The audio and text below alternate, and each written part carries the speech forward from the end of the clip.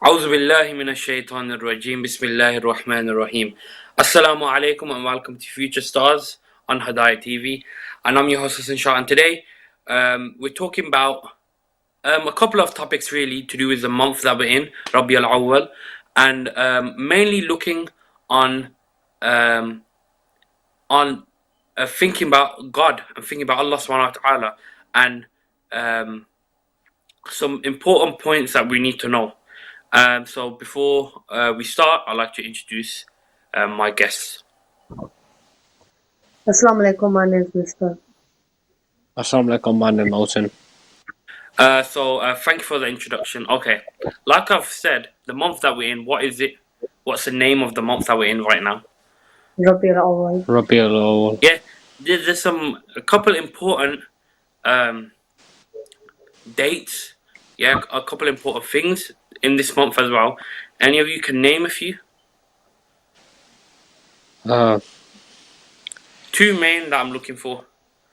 One that's today, really, and one that is on the 17th of Rabi al-Awwal. Is one of them is a Milad Nabi, so like Yeah. prophets. Yeah, so one of it is the milad of Holy Prophet sallallahu alaihi wasallam, his wiladat, yeah. So we got the birth of the Holy Prophet, yeah, and also thinking about today's date. Can any of you know? Do any of you know what might be today? If I say it's to do with Imam Mahdi. Oh, his birthday as well. No. Milad. No. That's on the 15th of Shaban. Yeah. Oh. So into that, we're gonna get in hopefully next week as well about the birth of the Holy Prophet sallallahu alaihi wasallam as well. Yeah, so these are things that we'll get on today. But today we're talking about Allah subhanahu wa ta'ala. Yeah, we're talking about the our creator, the creator of this whole universe, and some of the aspects that we need to know about some of the qualities, some of the attributes, and how we can actually look at how we can go about why we have this belief in God. Why do we believe in Allah subhanahu wa ta'ala?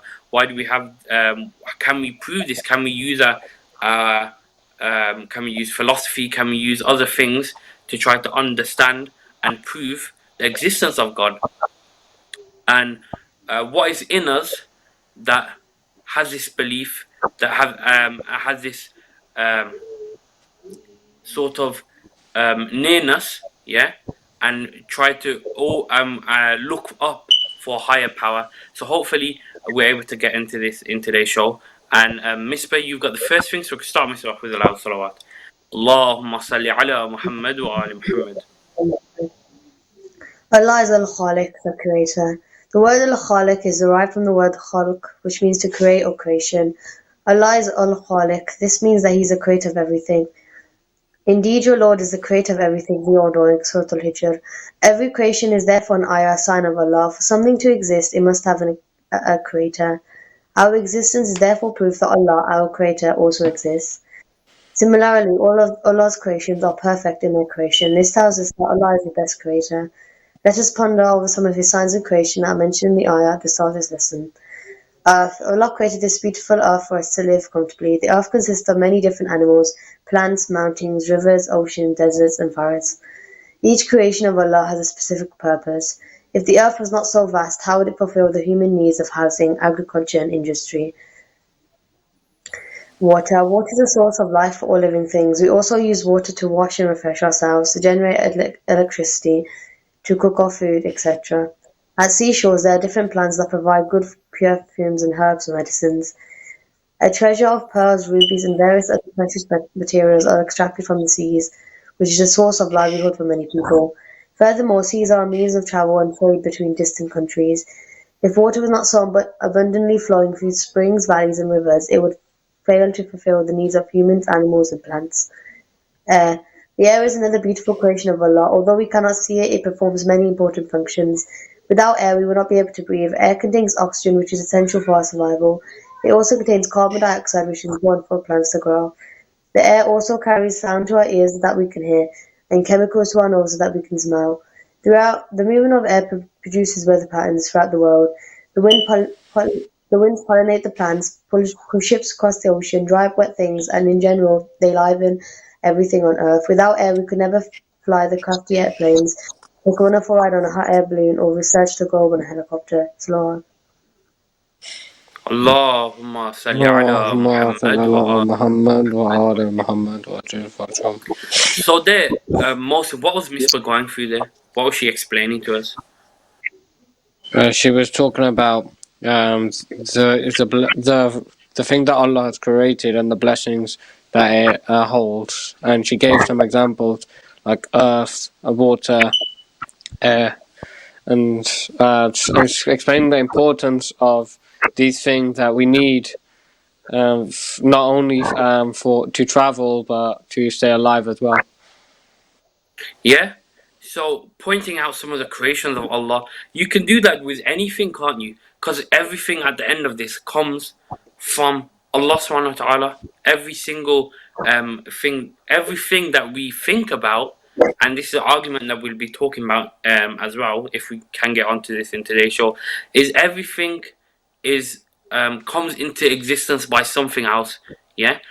And Allah is the result of all that. Allah is the initial starting point for all of these things to have. He's the source of it. Yeah, Allah subhanahu wa ta'ala. So we know, and Misbah also mentioned a name of Allah subhanahu wa ta'ala as well there. Can any of you remember the name that Misbah mentioned? Al-Khaliq. Yeah, the creator. Yeah. So going over things like this, the creation of Allah subhanahu wa ta'ala, the earth, water, the air, yeah, everything. And what do you guys think is the difference between because there are things that man has created, isn't there? Like Yeah. cars, Yeah.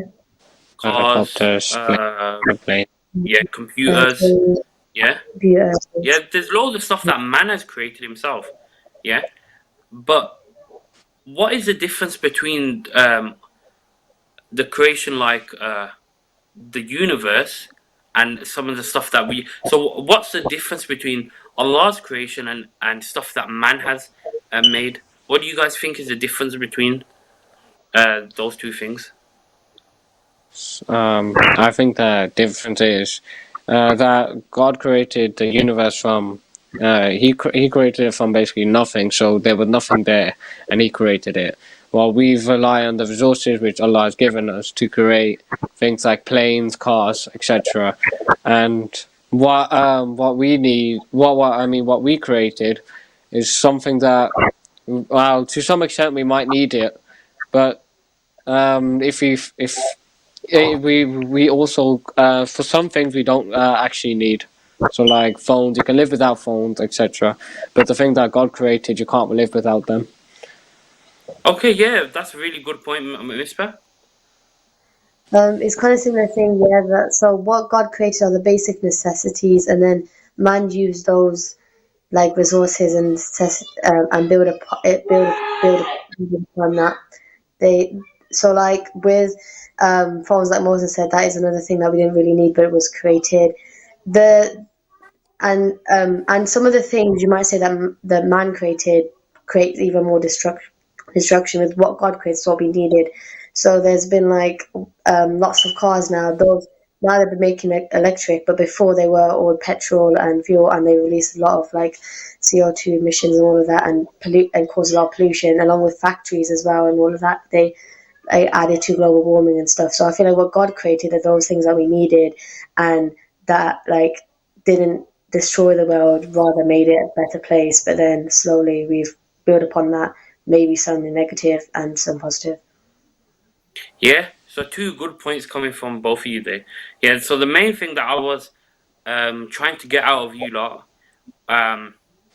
was that Allah subhanahu wa ta'ala, He everything is basically from Him. He created everything. And from what? Did He use any materials? Did He use anything that was around Him at the time?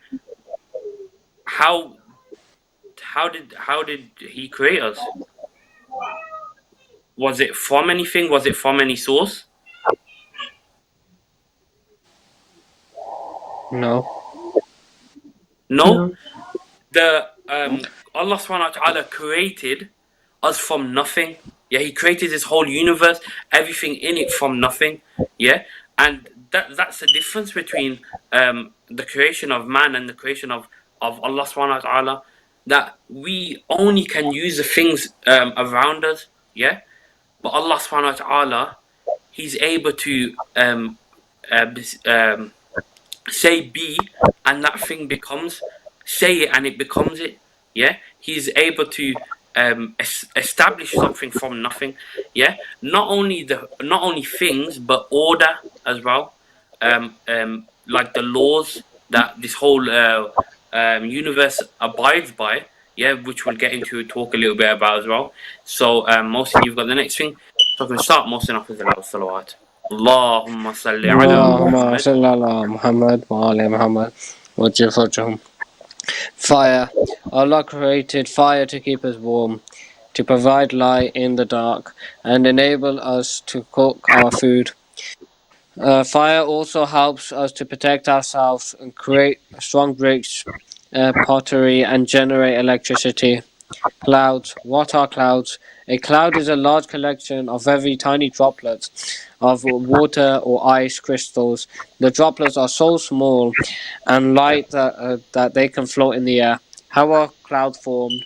Air contains water, but near the ground it is usually in the form of invisible gas called water vapor.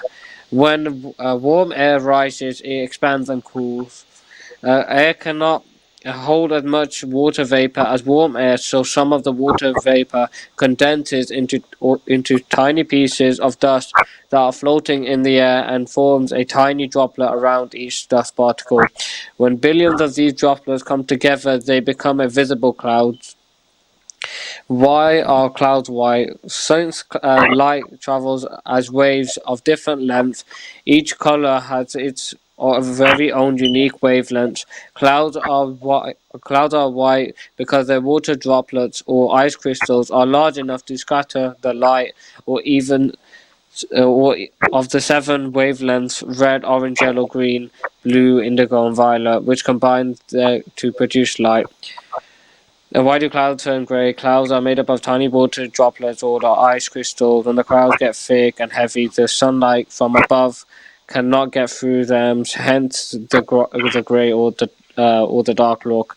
Also, if there are lots of the other clouds around, their shadow can add to their grey appearance. And why do clouds move?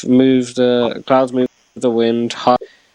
Cirrus clouds are pushed along the jet stream, sometimes traveling at more than 100 miles per hour. When clouds are a part of thunderstorms, they usually travel at 30 to 40 miles per hour. Through these different creations of Allah, He shows His signs so that we may reflect on them.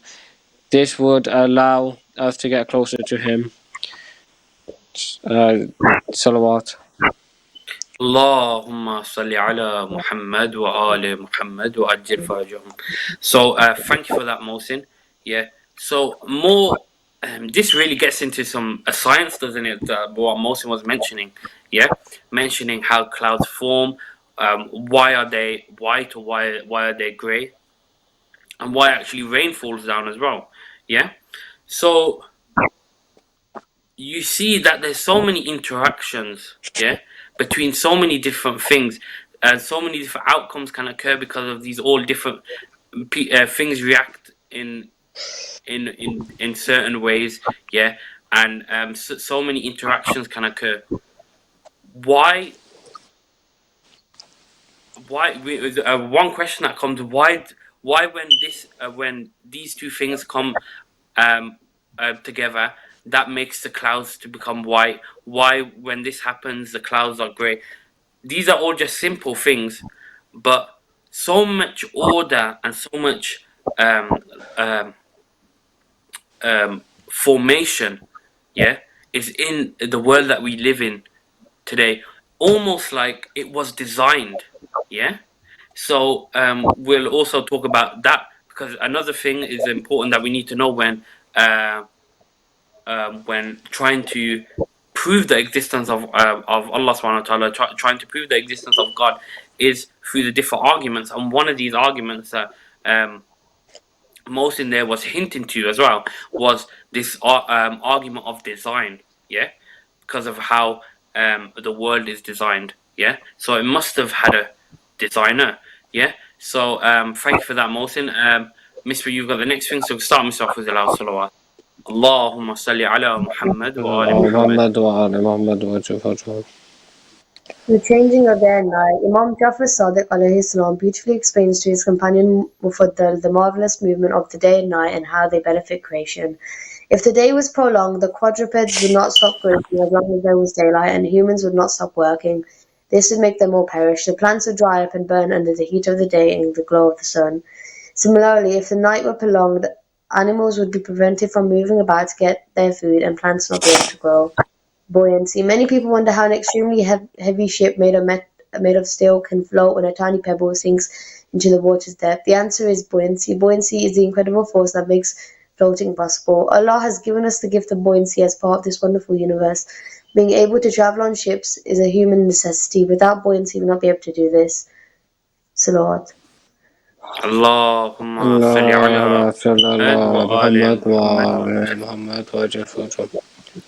So, Misbah talking more about our world, basically the changing of the night of the day, and buoyancy, yeah, the fact that we're able to go on a boat and travel from one place to another over water, yeah.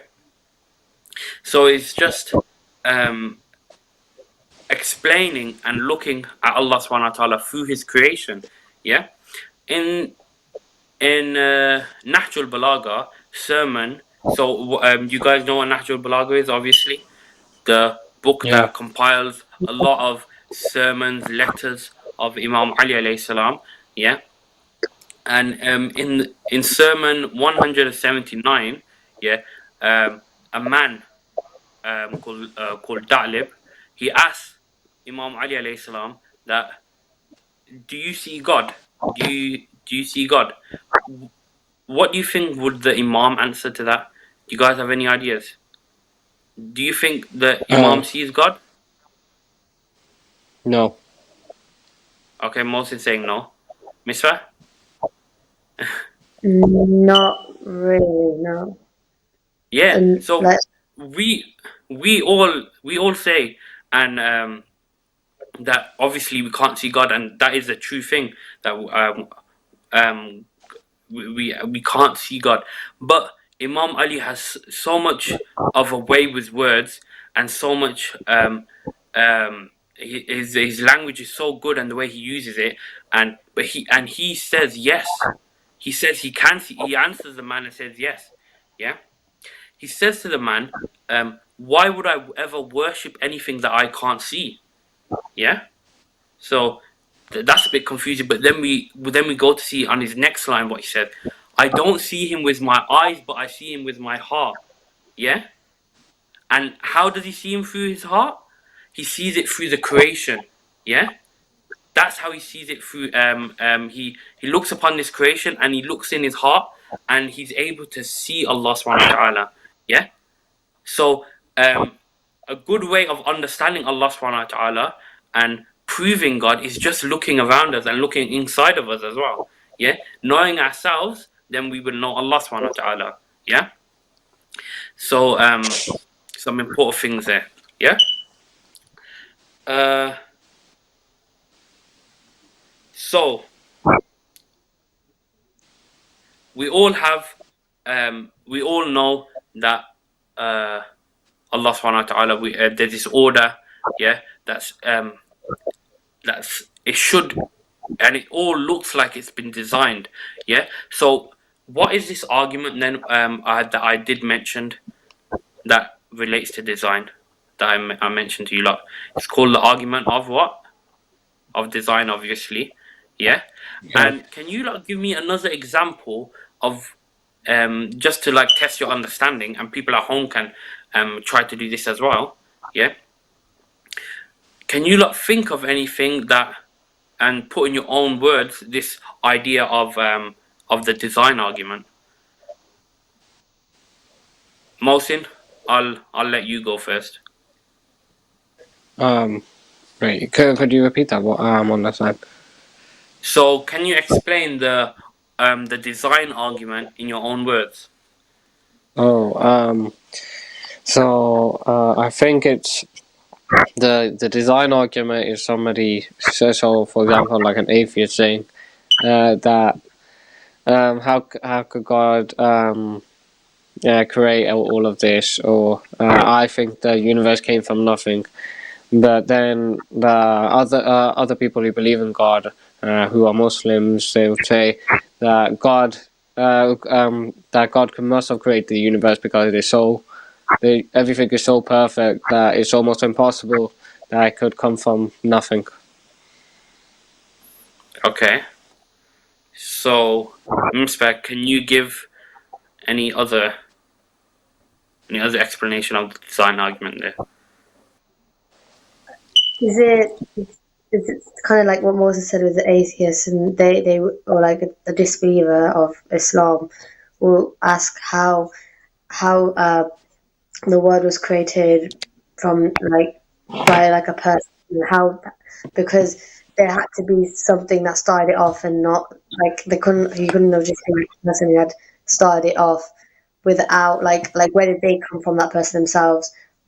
But a Muslim would be like, God has always been there and He's created it, and it can't like kind of like Moses said that nothing is perfect in this world can just come from nothing.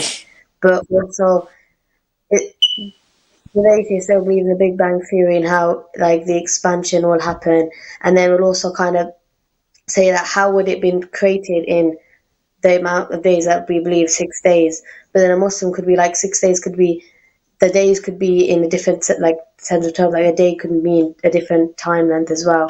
So like basically just like explaining how and why the world was created by God. Okay, so you two are giving some other points that we could use, yeah. But the thing that I was trying to get at there, the design argument. So some of the things that we were talking about there, like the creations and earth, water, air, the night, the changing of the night and the day, the buoyancy, yeah. These are all things that we can look at and say, oh, there's some meaning to that. There's some design. There's some order to those things. So, whenever you look at a watch, yeah, do you believe it just appears and I put let's not even say that the parts we're thinking about the different parts. We're talking about the formation of the watch, yeah, because even we can go even deeper in that. Where does all of these parts come from? Yeah. And what if I said I left all these parts in the desert? Yeah. Okay. Let me try explaining better for you lot. So if you're walking in the desert, yeah, and you see a watch on the floor, yeah, how would you think that watch came to the floor? Somebody dropped it.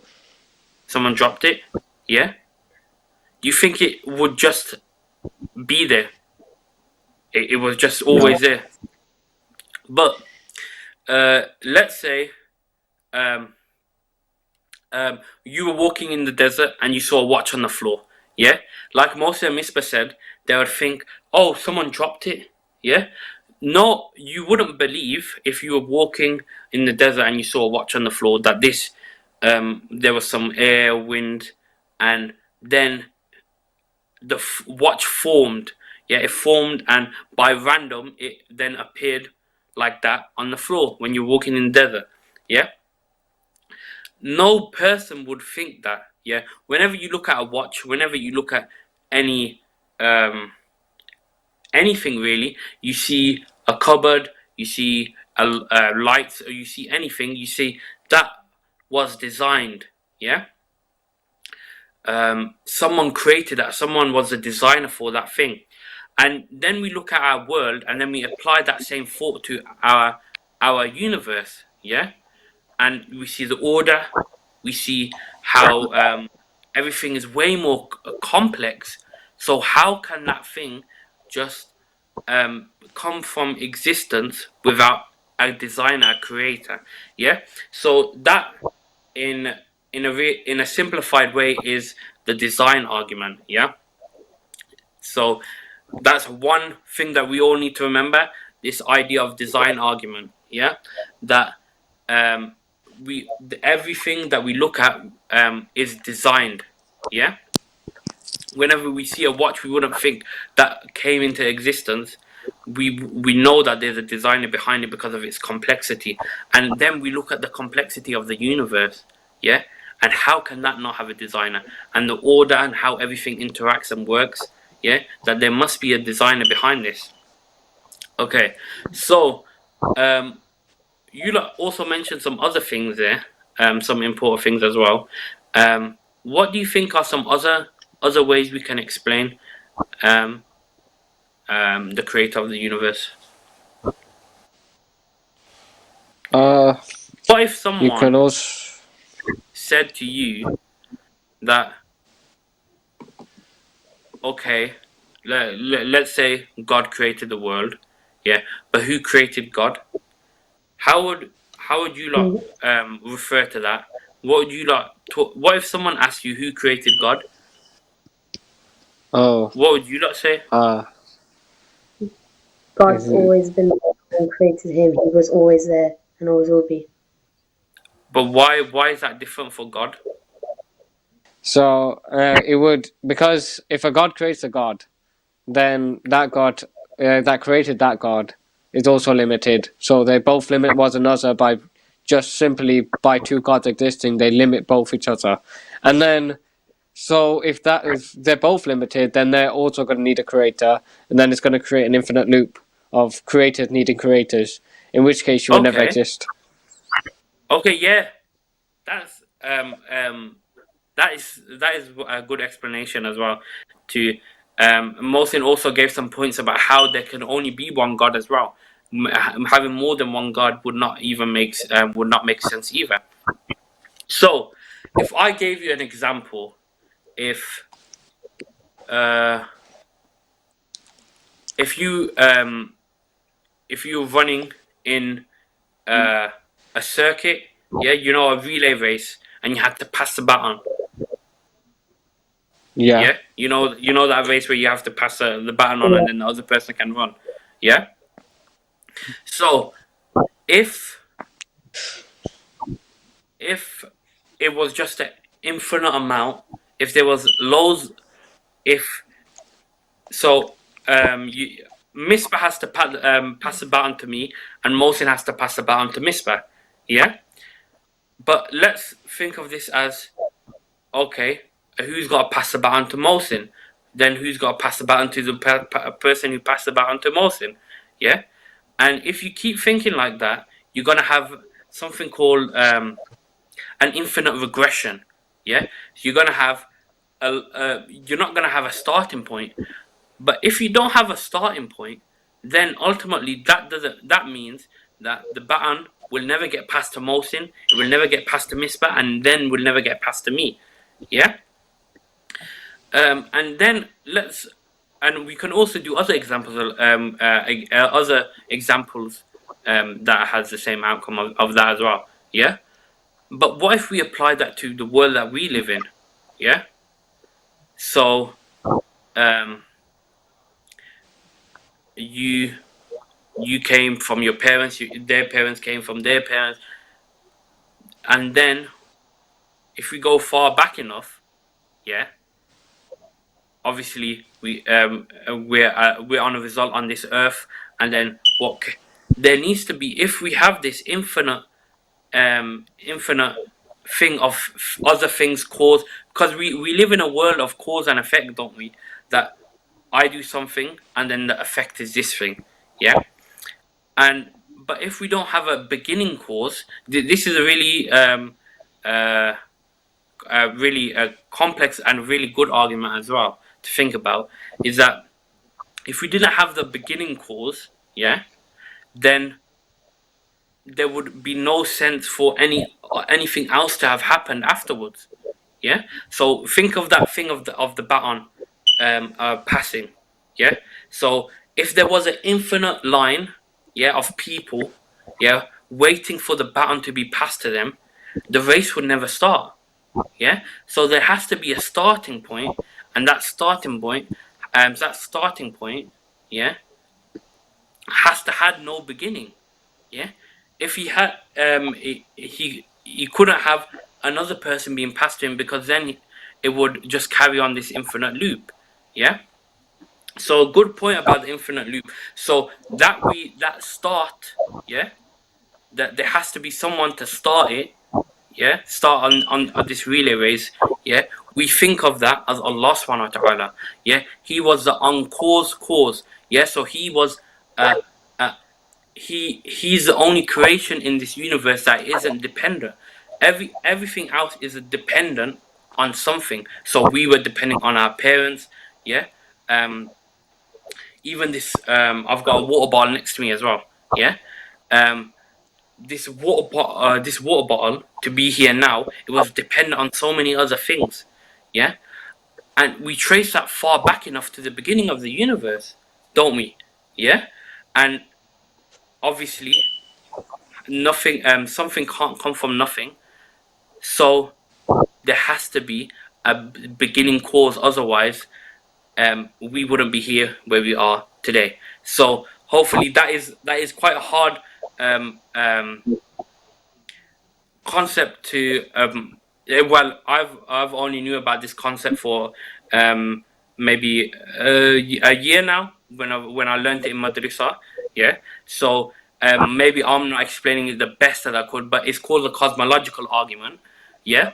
So it's a really good and interesting argument, and a very, when explained properly, yeah, gives a good proof of the and uh, and really nicely explains the reason, and how logically there has to be a beginning, a starting point, yeah.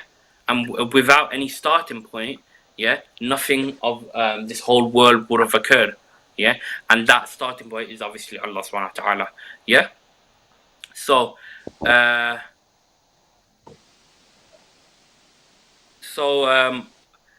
we was going to get on to the Eid Zahra, yeah, yeah. So just on these last couple of minutes, yeah, today's Eid Zahra, yeah. So do any of you guys know what that is? I told you it's to do with Imam Mahdi, yeah. So, is it to do with the birth It's to do with the of appointment, yeah. It's to do with the appointment actual as the Imam of that time. This is when our Imam, yeah, Imam of our time, Imam Mahdi, yeah. So it's when he then actually, now he's at that point, it was at this date that he was now the Imam of that time, yeah. So he became the last Imam, yeah. So he's was the appointment of the Imam Mahdi, yeah. So one thing to remember as well, and also a time to reflect on how we're acting in today's world, and will it the way we're acting, does it please the Imam? Is it in any way helping the Imam in his mission? So some important things that that we need to think about on this day and try to use this day, as well as the obviously birth and every day in our life, to think about, are we helping the mission of our Imam? Are we helping? Are we providing the environment that I would allow our Imam to return, inshallah. So thank you for you lot for joining me today. Yeah. So we talked about a lot of complex things, didn't we? About Allah subhanahu wa ta'ala, and how we can look. And one main thing that hopefully you lot can take from this episode is these arguments that I've mentioned. So I've mentioned the cosmological argument, which is quite a complex thing. Yeah. So I've also mentioned the argument of design as well. Yeah. And also the thing that Imam Ali alayhi salam mentioned as well. Yeah. And how we don't see Allah subhanahu wa ta'ala through our eyes. Yeah. We can't physically see Allah subhanahu wa ta'ala. Yeah, obviously, because that will limit Allah subhanahu wa ta'ala, and Allah subhanahu wa ta'ala is not limited. Yeah. But we see him through our heart. Yeah. Through the creation. Yeah. And we see how this creation, as that creation being the creation of the world around us, or that creation being ourselves. Yeah. So we look at this and we look, how can all these systems, even we learn about the human body in school, and we learn about physics, or we learn about chemistry, and we learn about the reactions and the different interactions in our world, and in different interactions in our body, and how complex everything is. How can this not come from a designer? Yeah, everything is so ordered and so complex that it has to have been designed. Yeah. So hopefully that's the main thing that we get from today's show. And thank you for Moses and Misbah for joining me and helping me explain these concepts as well. And hopefully you learn a lot at home. I definitely learn a lot. And I'll see you next week, same time, same place, on Hidayat TV. But until then, Assalamu alaikum wa rahmatullahi wa barakatuh.